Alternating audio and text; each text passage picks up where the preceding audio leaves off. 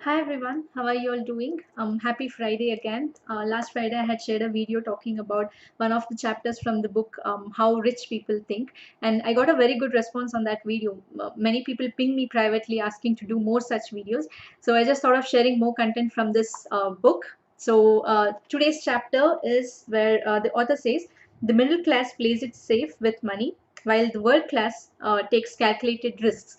So how many of you feel that this is true, and how many of you believe that it's better to save your money rather than investing it on something and losing that money? Most of us think like that, right? Because we have the fear that if you lose that money, it's difficult to earn that back. But the rich, they don't have this mindset. They have a mindset to take calculated risk. They know that investing on something can actually give them great results, but at the same time there are also chances of them losing that money, right? But they're still willing to take that chance because they know that even if they lose that money, they can earn it back because they are gaining that experience. So with each gaining experience, they are becoming better, and they're gaining new skills, and it actually makes it easier to replace that lost money by trying it differently next time, right? So that's what their mindset is. And also the author says that there's one group, the masses, they actually stay awake at night worrying about what if they lose their money.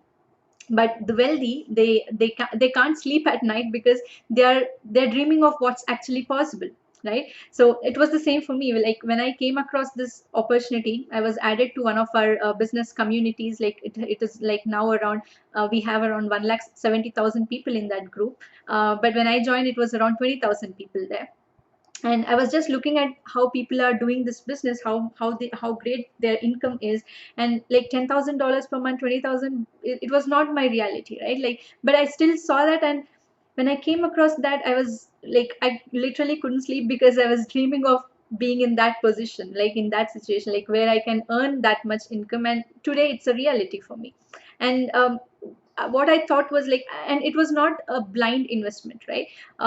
Again, the author also says that. So when the wealthy invest, they actually explore more about that opportunity, and they study their investment before they do it, right? So that should be the case. Like you should not be blindly investing on something.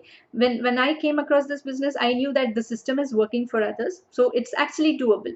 So the only way that it might not work for me is if I don't put in the same effort and the time, right? So I was willing to take that chance. I knew that this is a great opportunity, this might give me great results.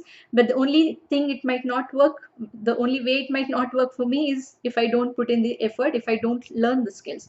So I was willing to take that chance, and I put in my time and effort, and I got this result from the business, right? So that's how you have to do it. Like you don't have to, like it's not about just jumping into something without knowing anything about it. But if you will come across an opportunity, try to explore more about it.